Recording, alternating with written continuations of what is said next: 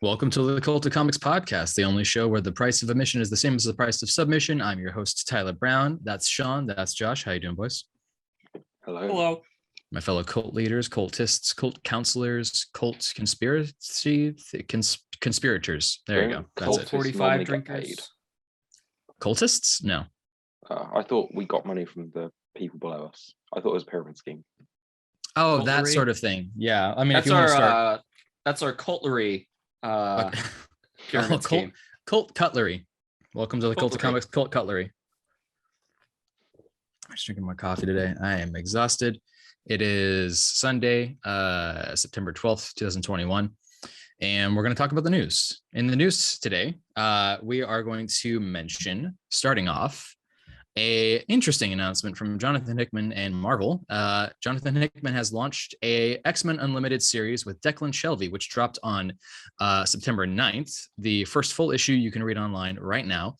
It looks like the Marvel Unlimited, Marvel Infinity series is going to be a challenger to the Substack thing going on online. And this is basically the response to that. You can go and read the full comic for free. I just read it. It is very much Hickman. Yeah, I've had a look at it. This was something he created last year when Diamond shut down for it was like 2 or 3 weeks at the beginning of the pandemic. Okay. He came in and was like, okay, we need to do something new if Diamond's going to be out of action for a while. So this is where this was birthed from. In a lot of ways, digital only story, and it is a scrolling story. So you literally just scroll down the page and like the whole. How do I describe it? No, you're telling it right. This is a scrolling a web page comic. It instead of looking at the panel format for a book and reading it left to right, or if you're reading a manga, it's like you're right scrolling down a web page and it's still separate like images. It's not one long image. In some cases, it is. Yeah, or it's edited to at least look like it's one long image. I mean, it definitely strikes me as a book that is basically one big old long image. Josh, I'm putting it in the chat right now here. Okay. Yeah, I'm looking at the Bleeding Cool article. It is very interesting to see. That's what I'm looking for. But is this going to be the new age of comics at this point? I mean, it's kind of funny because webcomics have been around for a long time. You know, it just seems interesting that the industry is just now being like, yeah, let's do it. Yeah, well, as I said, like this was Hickman's idea for when Diamond was shut down. So thank you. These are definitely like split images. Well, there are long ones and it does stretch on for some time. I'm not sure what it would look like if you okay, this one's pretty long. Yeah, that's what she said. So it's definitely not like when she comic said book that, format. She never said that to me. Oh, I'm sorry. It's so unfortunate. I think that this is average, not a. God damn it. Me and my 5-inch meat got you, baby. Anyways, wait, 5 is average. Fuck. So how is this Baby Dick Hickman? Bandit. What makes you think Hickman when you see this? The way it's Where stories are being all the told. infographics? That's not necessarily the part about it that I'm thinking. What I'm thinking of is like specifically the parts of the X-Men comic when it was coming out. The I think it was Powers of X, that everything was kind of taking place on a space station with the Sentinel head and everything. That's what that reminds me of. The issue where everyone died. Yeah, I know what you mean. Yeah. It just strikes me as a very, out there weird sci-fi Hickman-y thing. Okay. It's cool to see this though. I mean, I think that it makes sense to have something like this now, considering that there are going to be times when the publishing houses are not going to be able to get things out into print. I mean, as you said, this is something he made when Diamond wasn't printing anything right now. I think if you asked me, I would have guessed this was like Rick Remender. Okay, I could see that actually. Are you basing that off of what his X-Force was? No, just the certain style, not the art style, but like some of the choices here kind of remind me of maybe like Black Science, maybe. Okay, yeah, I could see that. Yeah. I don't know. How are we feeling about this with this news and this interesting drop? As long as it doesn't, how do I put this? I don't want it to become the go-to. It's included in their Marvel Unlimited subscription. Yeah. So $9.99 a month, and it's digital exclusive. That's the whole Marvel Unlimited thing.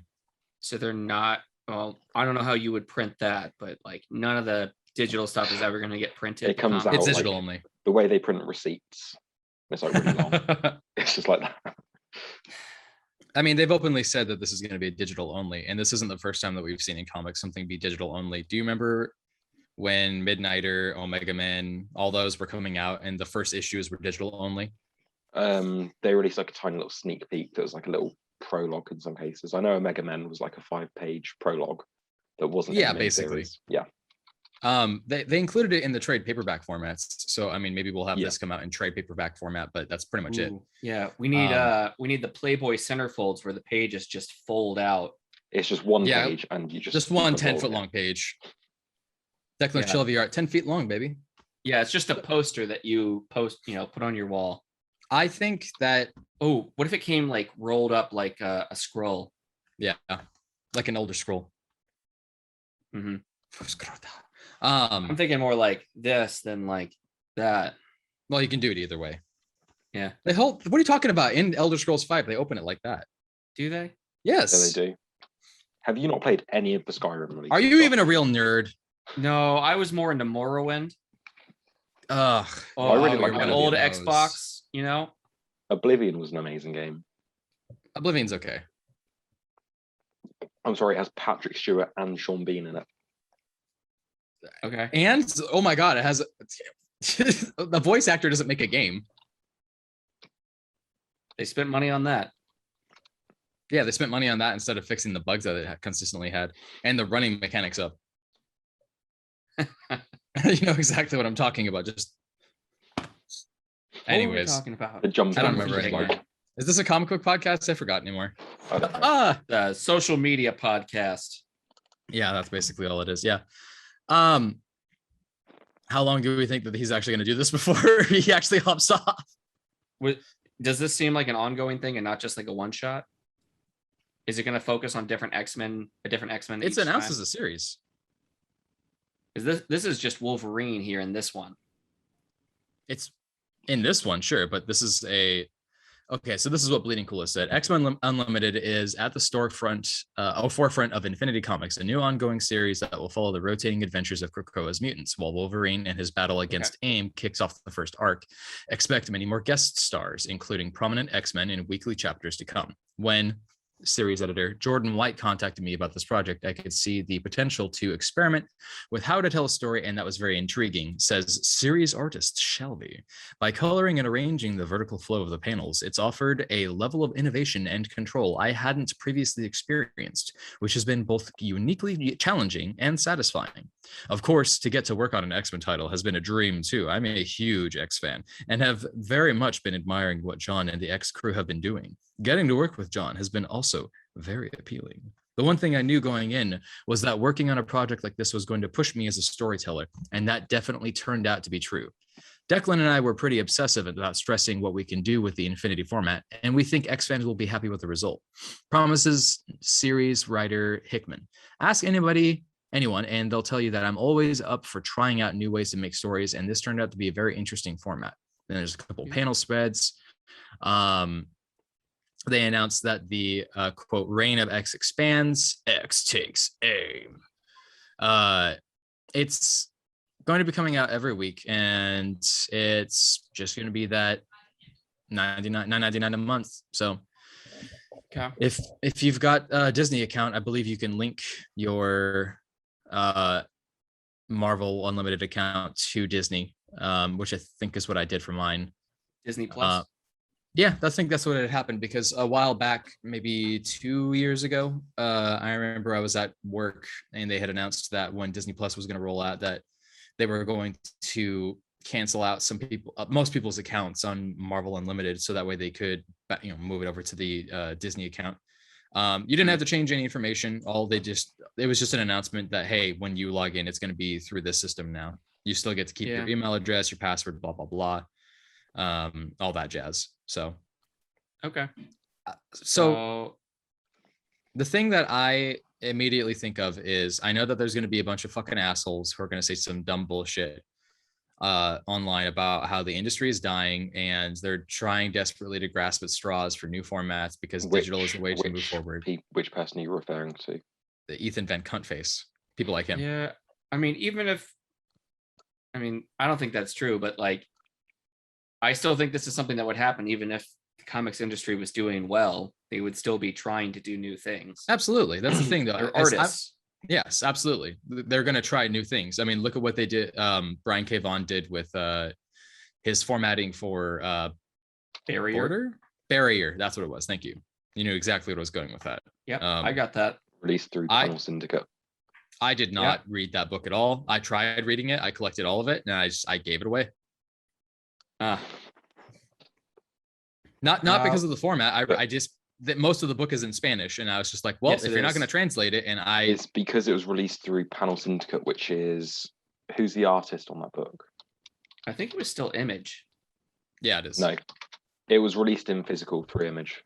Yeah. Who was the artist on it?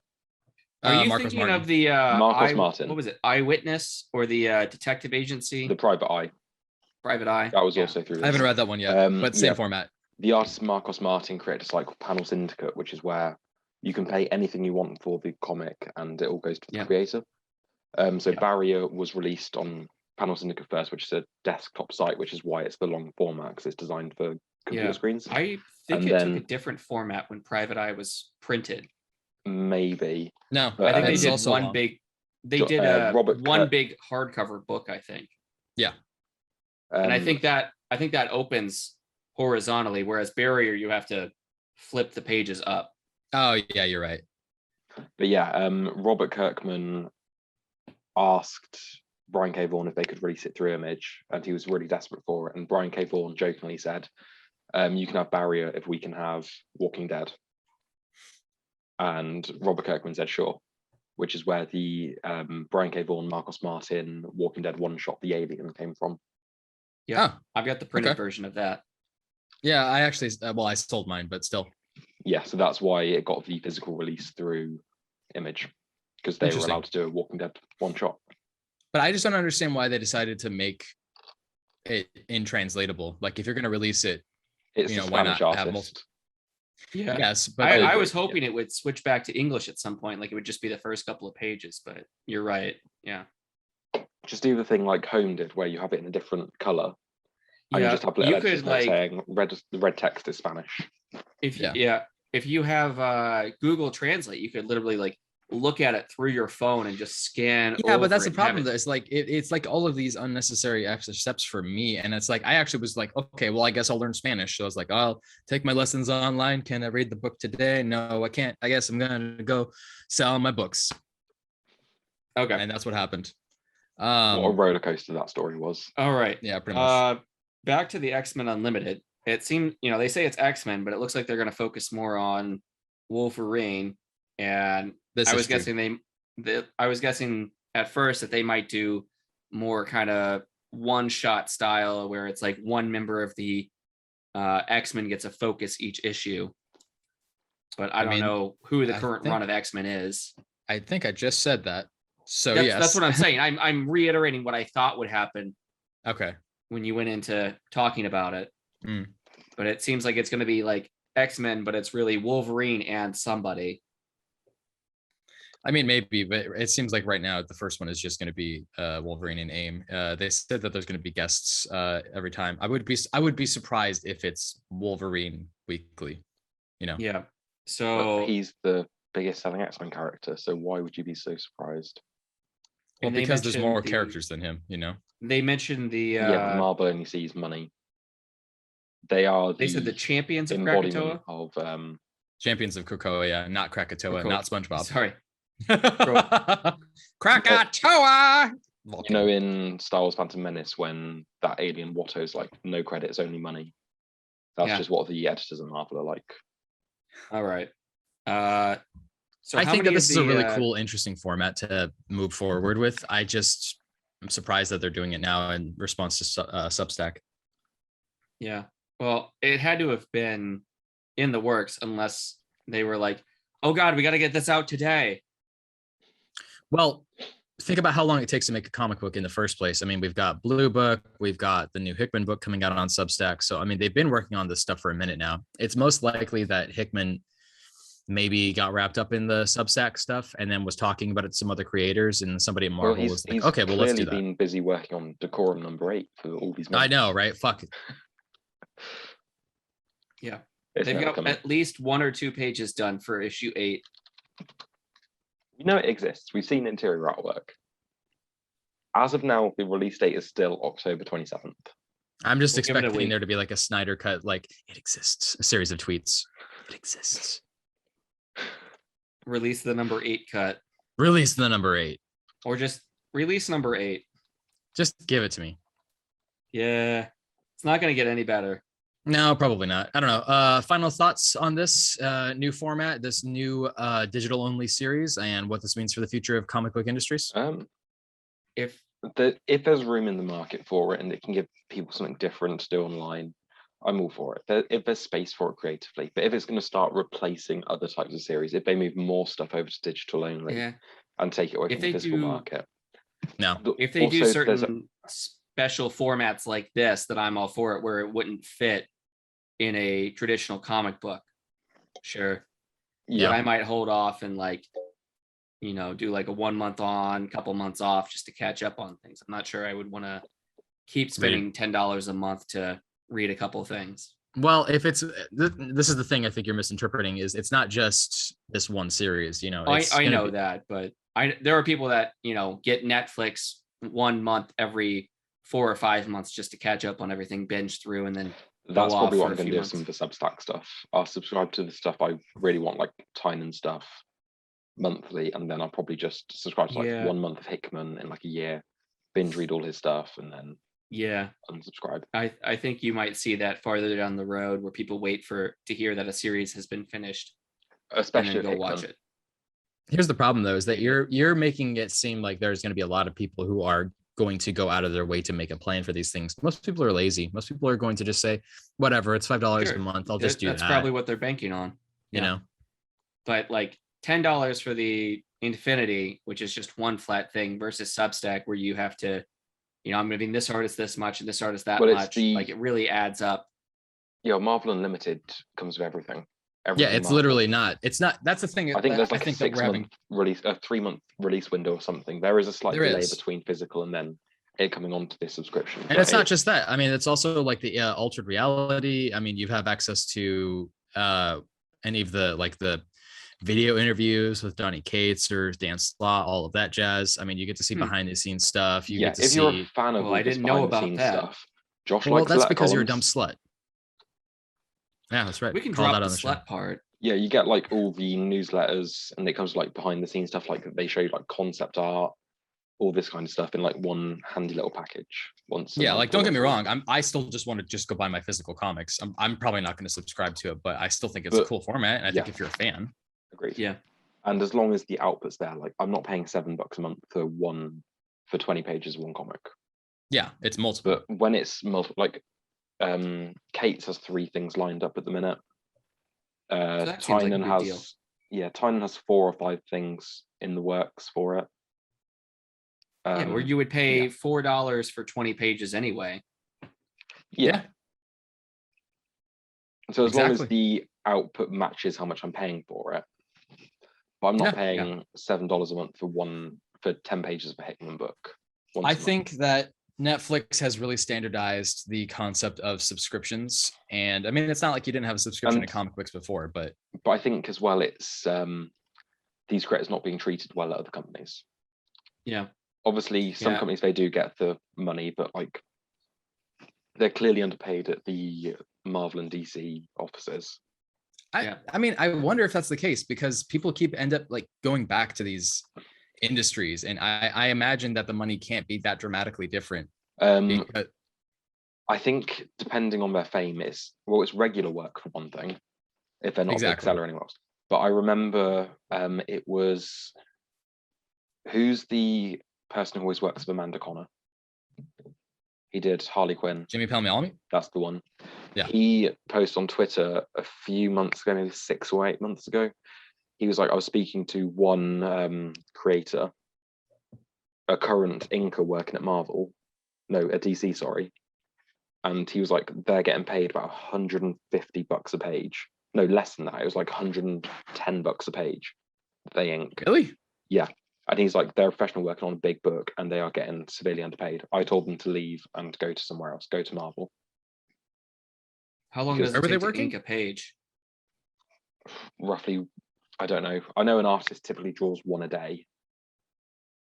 Okay. But yeah. Inking. What company were they working for? DC, I believe. That's fucked up. Yeah, I will just see a flat rate.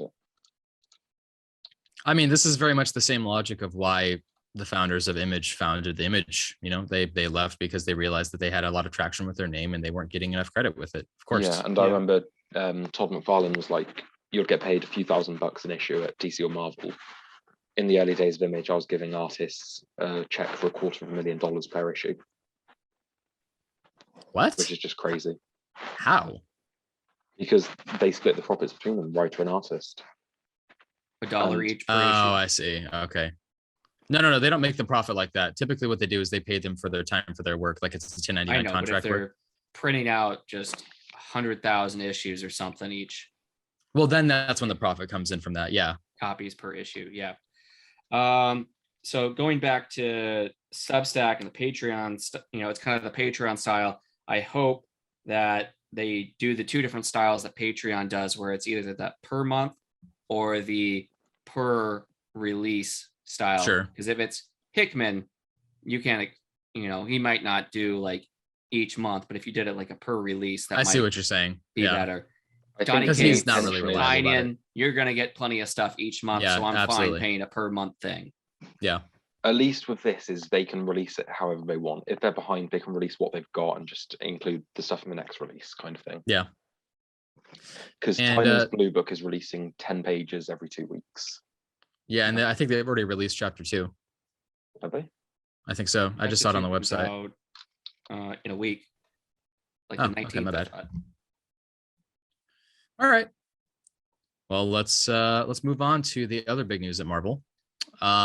Officially, Joe Bennett has been let go from Marvel. All of his upcoming projects have had artists come in to replace him, and they've officially made all ties cut with him. This is following the announcement of the discovery of a piece of artwork that he had made, which is considered anti-Semitic and very inspired by Bolsonaro. We kind of covered it in the last episode. Brazil politics. Yeah, exactly.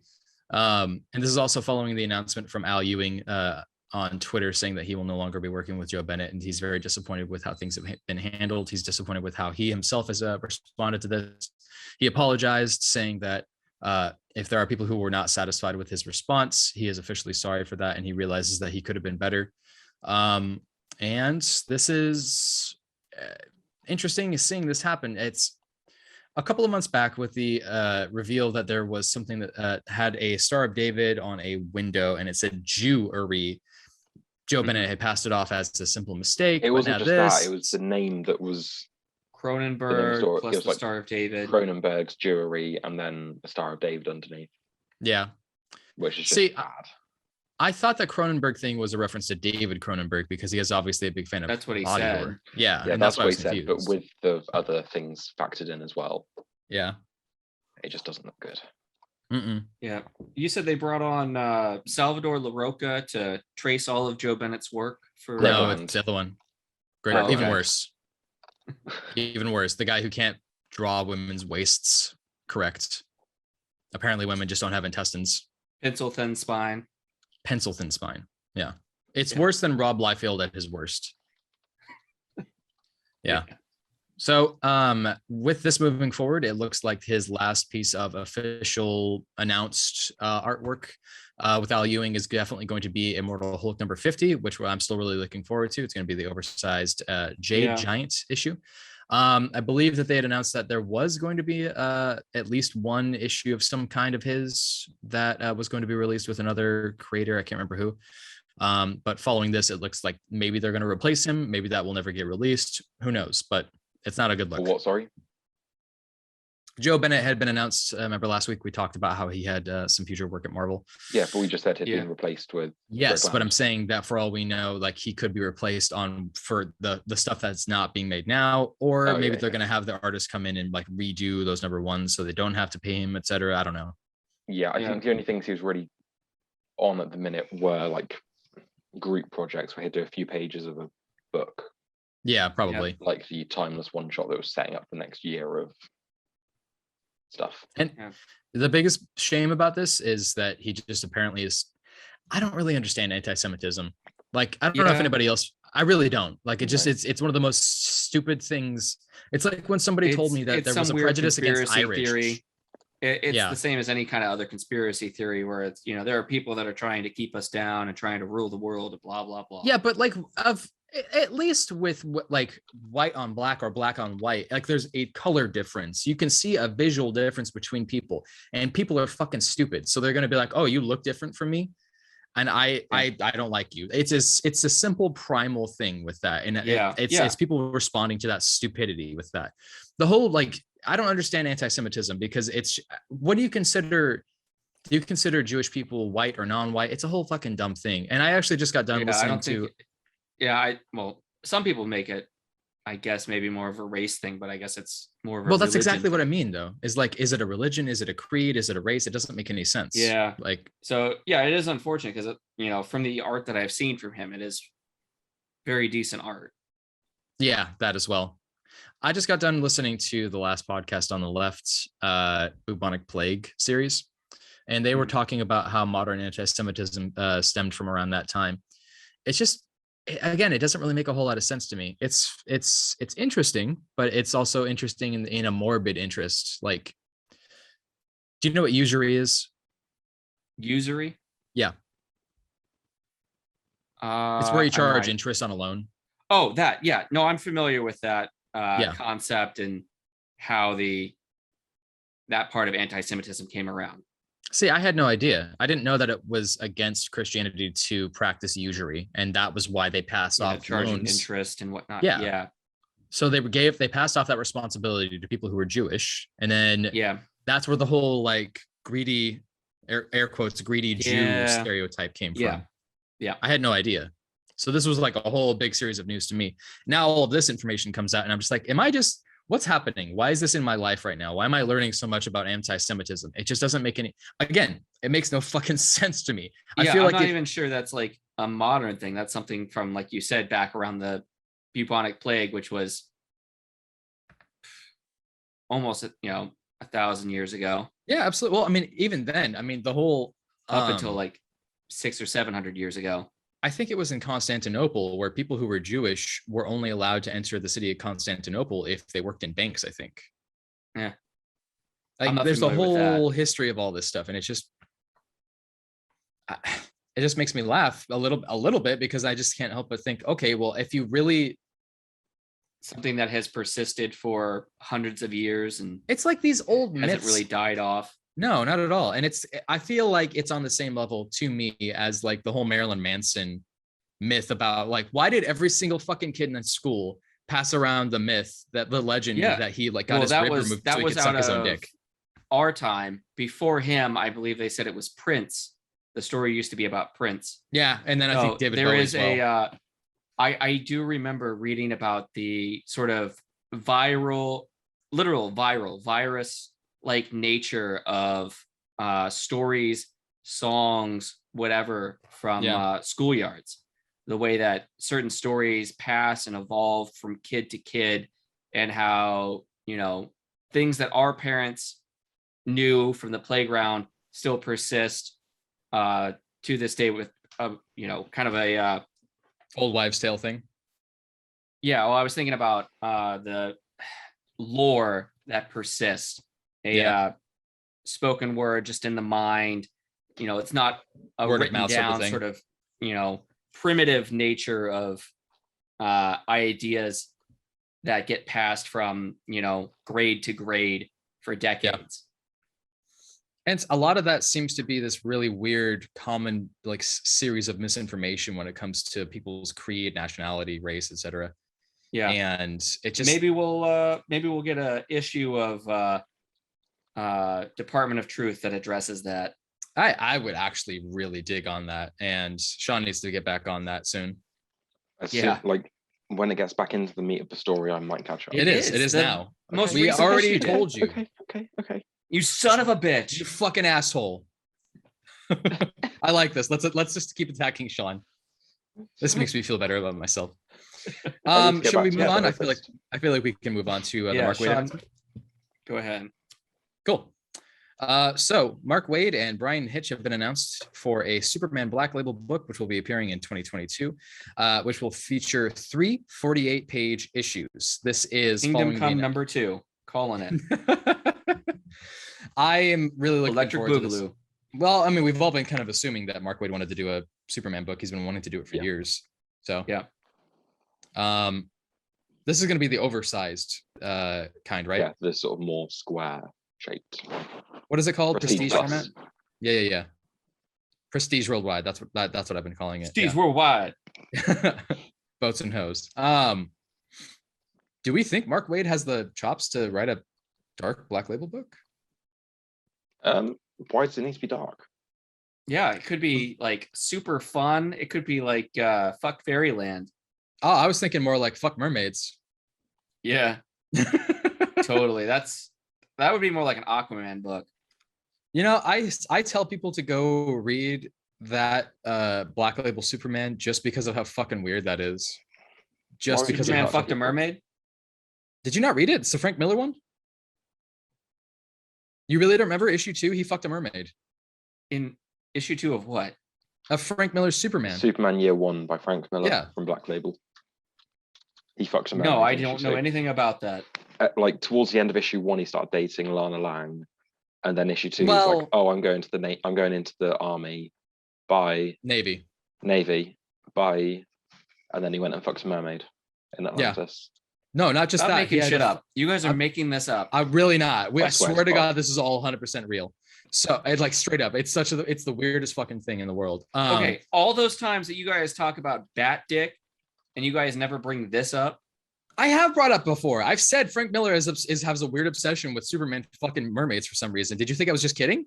I don't think I've ever heard you say that. I have on the podcast to you and Sean. I was like, I wish I could fuck a mermaid. That's great.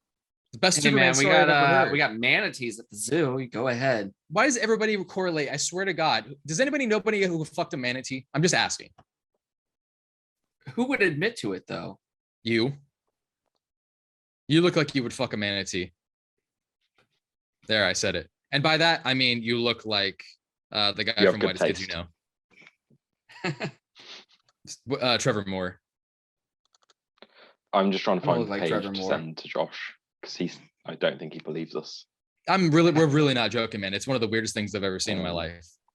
He literally comes out of the ocean fresh out of fucking a fish lady, and he's just like, I'm Superman now, and then he just flies off. I'm not kidding. Okay. Oh, I forgot to mention. He's in the Navy, right? Of course. What else do you do in the Navy? Other than fuck a mermaid? Yeah. Okay. So there's actually a sequence where he goes and joins a Navy SEALs team to go fight terrorists. And there's this whole ass sequence of him saving everybody's life. And he's like, nobody's going to die today. Not even the terrorists. I'm Superman. I fuck fish. Okay. It's a whole ass thing, dude. It's starring Ben Affleck. Ben Affleck as Superman saying nobody dies today. I'm not even joking when I say this. I don't actually remember what happened in issue 3. I know Lex Luthor was involved, but that's like it. I know Batman makes an appearance. I don't remember what happens. But also Ben Affleck. Because I'm so hyper focused on issue 1 having Lana Lang get almost raped, and then Superman fucking a fish in issue 2. And then issue 3, I'm like, I don't know what I'm reading. Frank Miller's off the rails, dude. I've read some of his other stuff that's pretty out there weird, but this was the thing that took the cake. God bless him. This is the reason why he had to work with Bryan Azzarello. Probably because they had to rein him in I can just picture Jim Jr. Lee. Is this John Romita Jr. doing? Yeah, it is. Yes. Okay, it's coming back to me now. Okay, yeah. I can picture Jim Lee just sitting at the table. He's like reading the script of Frank Miller. He's like, what the fuck did they do? What the fuck did he do? Did I send you the video of that guy who was taking place? He was pretending to be a Spotify executive, finding out like the laws on like whether they could fire Joe Rogan or not. No, I don't think you had. I think I did because Josh, you said you were about to send it. I did. Yeah, that's Gus Johnson. Oh, that guy. Yeah, I did see that one. Yeah, the Spotify Joe Rogan one. Yeah, that's just like Jim. Yeah, I had another Spotify video a long time ago, which was like the first thing that he went viral on. Yeah, Spotify ads. But that's just what I imagine Jim Lee's like, where he's like, "Why do you Frank Miller a book?" Seriously. Wait, can we fire Jim? Can we fire Frank Miller? Can we fire him? I don't know if we can. He's Frank Miller. He fuck, what do we do here? How much money? Brian Azzarello has to come in and he's like, no, I'll fix it, dude. Oh fuck, oh god, I'm just trying so hard to make this thing make some fucking sense. I'm really looking forward to a Mark Waid book, though. I'll tell you that right now. So the reason why I asked, as long as it looks good, I'll get it. No, absolutely, and it's Bryan Hitch. But Sean made an interesting point. Bryan Hitch is going to be on a fuckload of books right now. Yeah, because he said he wants to do all of Venom. Yeah. So an ongoing book, plus he's got the 6-issue Redcoat series. Plus he does have that coming out. 3-issue Prestige series. Yeah, it is a lot. He's not the fastest artist.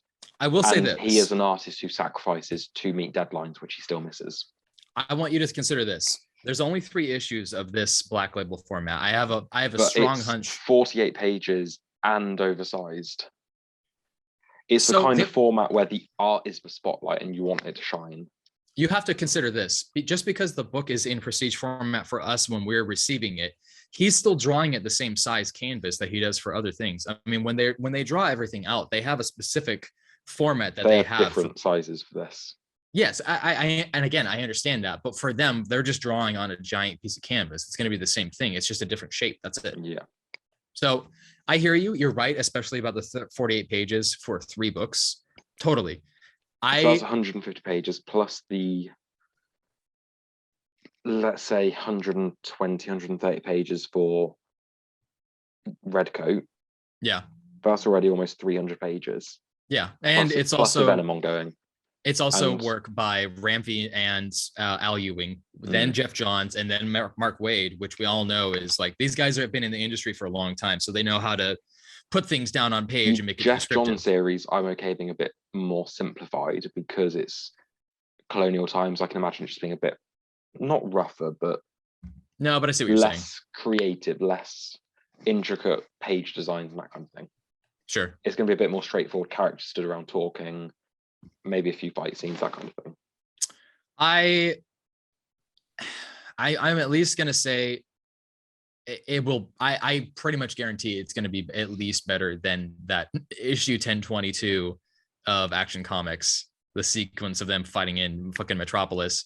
And you're like, what is that? That's Gorilla Grodd. Are you sure? That looks like it looks like a cat that's been sexually traumatized. And then Naomi was there looking terrible. I mean, at least with Naomi, I could tell it was fucking Naomi. Brainiac looked like a blow-up doll. No, you know what that actually, Brainiac there looked like Peter Capaldi in the Suicide Squad to me. The Thinker, the Mad Thinker. He just had this weird expression on his face in every panel where Meter German, where it was like, you think that was weird? Gorilla Grodd was this every single time. Just I'm agreeing that was weird. It was fucking weird. Brainiac did look like a blow-up doll. Also, apparently he has no idea how to draw Cheetah, which again, I'm not one of these industry artists, so I can only criticize so much, but it's as bad as like when I've seen for it. He's an A-list artist who can't draw. Exactly.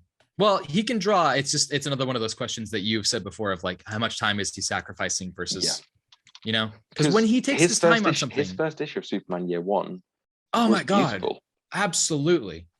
Every single page. Like you could hate John Romita Jr. and you could still read that and be like, that's fucking great art. Yeah. And then eventually it just gets sacrificed. And that kind of sucks because I feel like maybe the industry pushes him too much. I would really like to see him do an independent book where it's just like, give him as much time as you want. I know you're not a fan, so you're probably not going to agree with that, but that's just me. Anyways, I'm looking forward to this series when it does come out. He is the fame level where he could do that if he wanted to. Yeah, but he absolutely clearly enjoys doing this work, but he can't do it well. I mean, his dad was in the industry too, and I think his dad's dad was in the industry. Only reason why he's where he is. I think it's more than that. I mean, his dad did train him. But their art styles are very different, and I just think like if he wasn't Ramita Senior's son, he wouldn't have got into the industry of his artwork. Because while you can appreciate some of it, it's not the kind of quality that they would take from a newcomer. I mean, maybe, but at the same time, I mean, we've seen people who have family ties to people in the industry. I mean, Nicolas Cage is a really good example of that. His uncle is Francis Ford Coppola. Yeah. I mean, he changed his name specifically so that he didn't have that favoritism. I mean, you could make that assumption and you might be right. I can't speak to whether it's correct or incorrect. I'm probably going to agree with you, honestly, but I still think that he's a quality enough artist that he's at least done many things that I'm a huge fan of. All right, and next in the news, Insomniac Games has announced an upcoming Wolverine game as well as a Spider-Man sequel, not the Miles Morales game that has already come out, which is kind of like a side plot that happened within that universe. Yeah, basically that's what that was. Insomniac making a Wolverine game could be really fucking cool. What's up? Yeah, it depends what route they take with it. Will it be open world? Will it be more linear missions? Will there be blood? How will the open world, like, how can you do an open world Wolverine game? Does he have a motorbike? Is it set in the wilderness of Canada? We saw some gameplay, didn't we? There was a trailer release that was like the camera just all panning into a bar and there's just all these guys beating up on the floor. Oh, okay. And then they get. Well, then I don't know what I saw it from. Maybe it was one of the Marvel Alliance games where it was Wolverine just taking on a bunch of guys in the forest. There have been a few in the forest games. There's been a couple. I don't know. The video I saw didn't look that impressive, but maybe it wasn't that game. Well, it's a teaser. Yeah. So I mean, it still just looked like, Marvel Alliance where you're just crawling around a dungeon. I think that you've seen something different then, because it's the only thing that I've seen so far is Wolverine wearing the cowboy hat and a checkered shirt sitting at a bar, and then he goes snicked. That's it. Yeah. I mean, it looks cool. I trust Insomniac Games because they made Spider-Man PS4. Yeah, fantastic game. Costume sucked, but still. With Spider-Man, you know what to expect from a Spider-Man game. It's web slinging around a city. Whereas I don't know what to expect from a Wolverine game and how to make it compelling. Especially since it's Disney. So, like, are they going to want to limit the blood and gore? I mean, do you remember when in the 90s, whenever they had characters that had like weapons on TV shows that were like stabby stabs, they would always be like, oh, they just cut the putty people in half. They're okay. They're not bleeding at all. Like, there's all these really random edits. Like, it's going to be really hard to do that. And especially they always have like laser guns instead of normal guns. Yeah. Did you know Yu-Gi-Oh is the most edited anime of all time? It doesn't surprise me. It's fucking ridiculous. Dragon Ball. It was still kind of dark for a kid because like there's a character who steals people's souls. In, like, literally, like, yeah. The entire first season has been cut. They were just like, anything leading up to before the card game, they just didn't bother doing that because they wanted to get straight into broadcasting the card game. No, it wasn't just that. There was literally an episode where they're in a bar and a guy is like threatening to rape one of the characters and is holding him at gunpoint. All of that. It's literally starting at like issue 100 or something is where the card game finally comes in. Yeah. See, because you read Stern and Jump. Yeah, I hear you. Yeah, the whole dynamic, like the whole comic had a dynamic change from the first 100 issues where it's just, here, we'll look at this puzzle for a couple of issues or this puzzle game. Yeah. I mean, the entire thing was around like, let's not just do it around this one specific game. Let's do all other kinds of games because he's a game master. He's a psycho. Yeah. It was interesting. Anyway, it was basically, it could have been Death Note is what I'm saying. And then instead it became that 4 kids TV where they just edited so goddamn much. It was insane. Anyway, sorry to get off track with that. I'm excited for the video game because I like Wolverine as a playable character. Yeah. Much in the same way that I enjoyed Spider-Man and I've enjoyed the Batman video games. The Arkham games have been fantastic. Yeah. I feel like it's just going to be like a hack and slash kind of like prototype minus the Venom aspects. I kind of hope that they lean more towards like the God of War style, like, but more open worlds, more of the more recent God of War stuff. Like Assassin's Creed, but the only weapon he has is his claws. Or like the Tomb Raider games, how you're in the wilderness. Yeah. Taking how out do you bad even guys. die in that? Like, Seriously. Wolverine's not going to die. Well, actually, this is an interesting bit of news too, because in the Iron Man comics, they brought back one of Wolverine's which was obviously he's got the adamantium skeleton, and then there's the adamantium sickness. But I have the article pulled up. 1 second. He can make, he could be incapacitated for a while. You could do that. He just wakes up and the enemies are just back where they were before. Have it right here. Yeah. Okay, I got it right here. It's while some Avengers simply lose their strength or speed, Wolverine loses his healing factor and immediately starts. Damn it. Just close 1 second. From acute adamantium poisoning. That's what it is. Yep. Oh wait, that wasn't. That's from the fucking. I hate this. Guess what comic it's in? Frank Miller's Wolverine Year 2. Old Man Logan? No, it's in that new series that Marvel put out of all the Marvel characters in those like 3D printed suits. What? You know what I'm talking about? No. They're basically, they look like Power Rangers. You mean from the in-game movie? Oh no, wait, this is Iron Man. They just gave Wolverine a suit. Never mind. It's all stupid. Anyways. All right. Just kill me. Gladly.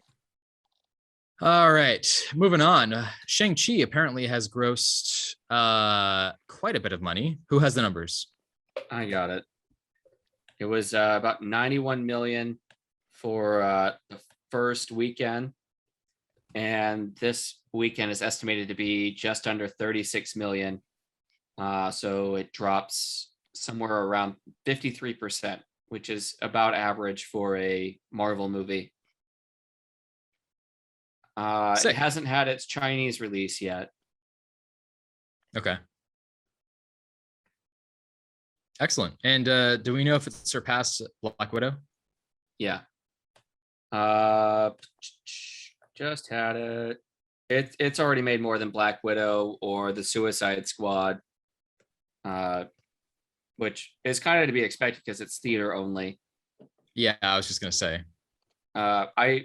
I don't know what the breakdown was for week over week for what Disney Plus made from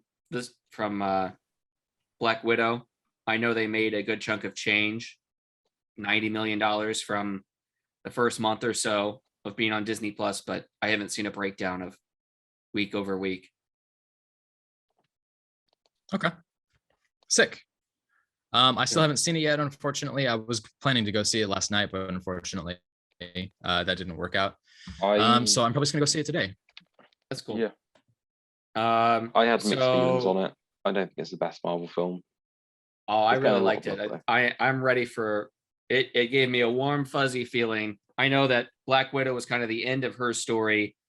The last thing we had was Spider-Man Far From Home before this. Yeah. And that was basically the end cap for phase 3. Yeah, that Black was like Widow the is the start of phase 4, but it definitely feels like an ending for Black Widow. You know, you got the Yelena starting point, but this was new. This was original. This really felt like the kickoff for the next phase of Marvel, if we're not counting the Marvel TV shows. Sure. But this I liked it. I really liked it. I would not be opposed to going and seeing it a second time. Okay, cool. Disney has announced that this is after Shang-Chi has done well in theaters, that they are cutting down the window to stay just the theatrical releases.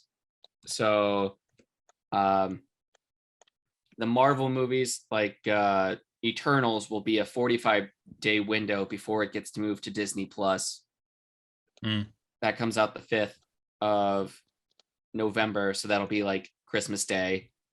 Encanto, which is I think the Pixar movie, comes out the 24th of November, and we'll have a 30-day window. So it will come out right before Christmas, basically Christmas Day, similar to what Soul did last year. Okay. God, I just want this pandemic to be over. Yeah. So we've also got The Last Duel, which is a Ridley Scott film. I don't know if you've heard much about that. No, not at all. Is that the Ben Affleck, you're gonna love this one. Matt Damon, Ben Affleck,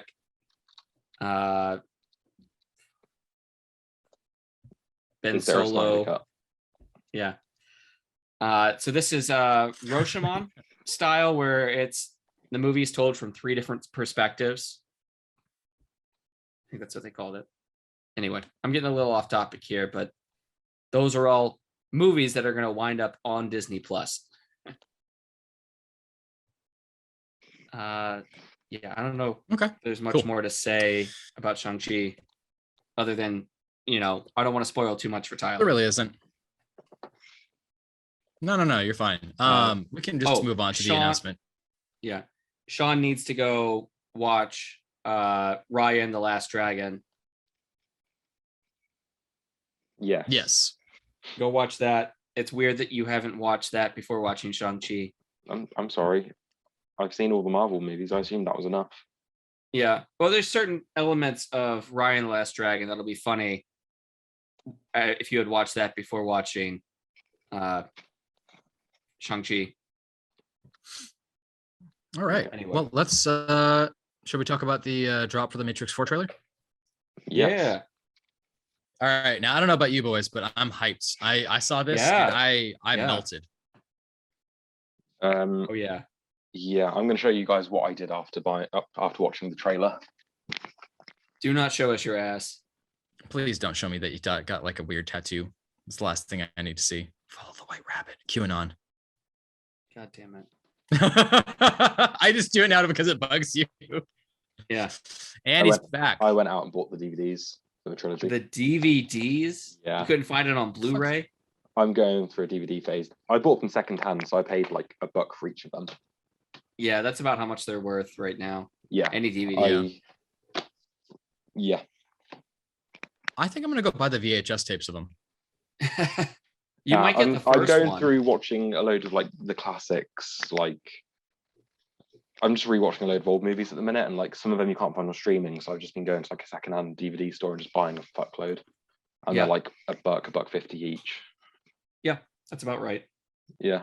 I know they're very antiquated. Yeah. Some of our viewers might not have seen a DVD before, so I'm just going to show them. It is a flying saucer. Yes. It looks like something you see in the sky at night time, but no need to be afraid. Yeah. I hate you. We had the lead up to the drop of the trailer where they had the old Matrix website from the first movie, the original Matrix. Back in 1990. Yeah. 1999. Yeah. Yeah. So you could go there and you could choose the red or blue pill, and it would show you a different, like, very short cut of the trailer. I'm not sure if there was more to it, but it was come back in 2 days for the real trailer. Yeah. And I'm hyped. I'm pumped about it. I will say this. I'm very confused about why Lawrence Fishburne didn't make a comeback. People online are speculating that died in the Matrix Online. They all died, Sean.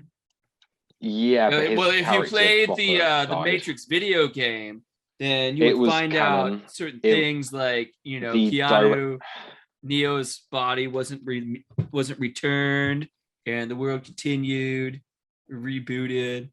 Yeah. The directors confirmed that the game was canon, and when the creators made the game, they were also told the only way that the Wachowskis would approve it is if they make Morpheus die, because he was supposed to die in the original movies, but the studio refused because he was such a big character. Yeah. Good for advertising. Wasn't it that Morpheus was supposed to sacrifice himself for Neo? Maybe. Probably. I don't remember. I don't know if you guys follow a lot of bullshit drama online, but something that's spreading around the internet right now is that the Wachowskis responded to Elon Musk talking about taking the red pill. And I remember that from a few months ago. They told him to fuck off. Yeah, literally, it was like, go fuck off, both of you. I can't remember who the other person was. It was Ivanka Trump. Oh, fucking kill me. Wait, what's the daughter called? Ivanka's the daughter, isn't it? Melania's wife. Yeah, it was Ivanka.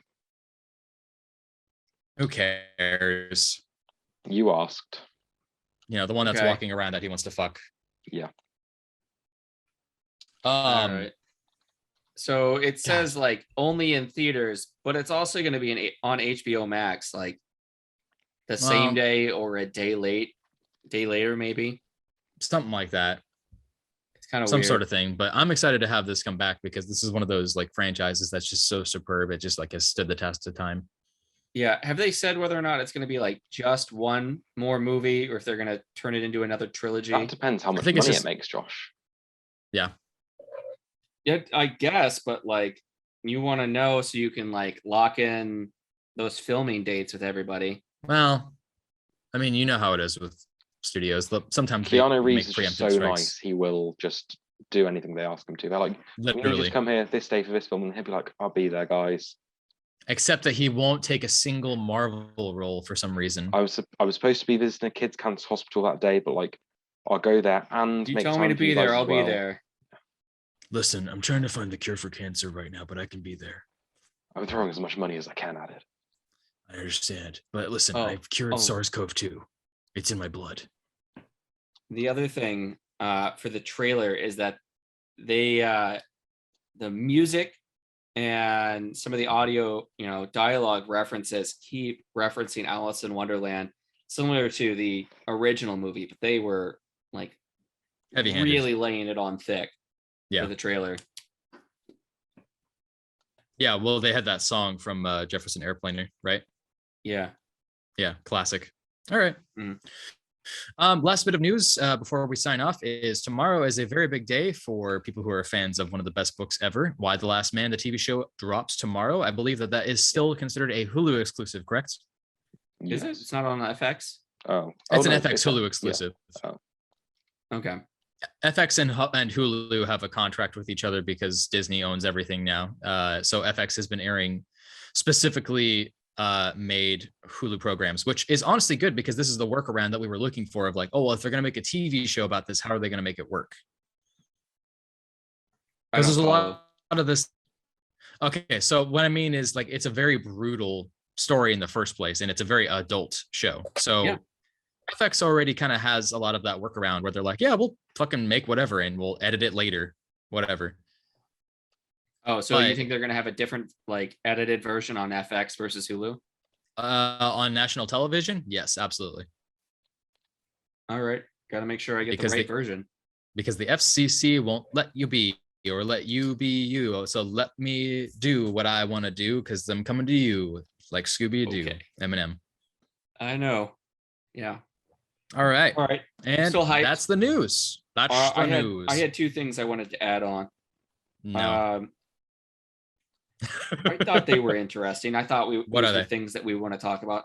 The first one was that House of Slaughter #1 is going to have a 1 in 1,000 variant cover. Okay. You got a like 1 in 10, 1 in 25, 1 in 100, 1 in 250, but also a 1 in 1,000. I don't know how many orders there have been, but so maybe they made like 5 of these or something. No, they ordered more than 5. There's more than 5,000 copies, but I mean, if it's an incentive cover, they're probably going to print it to order based on the shops. Yeah, because that's typically what they've explained to me when I spoke to Diamond. I mean, how many now that they're #1s do you expect? 50,000, 100,000? Because of the success of Something Is Killing the Children, I expect the sales to be pretty high, actually. Yeah. So if it's 100,000, it's like they print maybe 100 of these.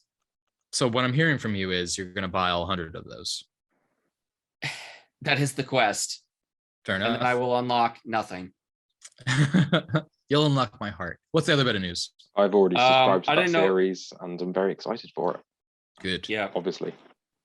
I didn't know if we wanted to talk about the Spider-Man No Way Home leaks from earlier this week. No, let's let the audience see it for themselves. Yeah, because I would rather people just like make their own speculations at this point. I mean, we already talked about the teaser. I don't really want to dig too much in speculation. I feel like every time we do, it always ends up leading towards the roads of Mephisto. Oh, but I do have some news when we get to the comic book episode about Spider-Man and how that ties into No Way Home and everything. So okay, neat. I've got one more bit of news. Just WandaVision has won 2 Emmys. Oh, right. For best costume design and best something else. Right on. Costume and sound. I don't know. Let's see. Yeah, I think I saw people talking about the Emmys, like the nominations the past 2 days. I guess that must have been because the Emmys were coming up. Yeah, just 1 second. Why does it not say what they won? I don't know if people were joking around, but Don Cheadle got a nomination for Falcon and the Winter Soldier. Star. Yes. Yep. That's kind of odd. It is very strange. Strange, you say? Yeah, like he was in like literally one scene in one episode. Yep. The first episode. Yes. Yeah. And yeah. All right, let's wrap up. Even he was very confused about his Emmy nomination. Yeah, that's weird. Mm-hmm. All right, listen, I'm gonna have us wrap up here because my internet's gonna be getting shit, so I need to reroute that. All right, that's the show. That's the Cult of Comics. Thank you for checking us out. Give us a like, give us a share, give us a follow, give us $1. You can go on to patreon.com/Cult of Comics. You can check us out on YouTube, Spotify, all of the podcast locations. And this is all thanks to Anchor.fm. Thank you, Anchor.fm, for sponsoring us and for distributing the podcast. You can also go to Anchor.fm/Cult of Comics to check out our RSS feed and also make monthly contributions. If you do monthly contributions, you can go to our Discord server and have conversations with us. You can mostly just be spending time joining in on the jabs at me, which is mostly what the Discord chats are about. And Tyler, like I said, it's a lot of jabs at me and a lot of really like just get the shot, Tyler. Go get vaccinated. We won't take shots and jabs at you. I already have the shot, you son of a whore. No, we need you to go get second Gardasil. One the other day. I'm all protected from the COVID. Yeah, and apparently it gave you massive poops. All right, just one actually. Yeah, one big. Yeah, we're taking shots at Tyler, but he's airing our dirty laundry here. You're welcome. And like I said, that's the show. Thank you for checking us out. Have an awesome rest of your day. Get vaccinated, wear a mask, stay safe, and all hail.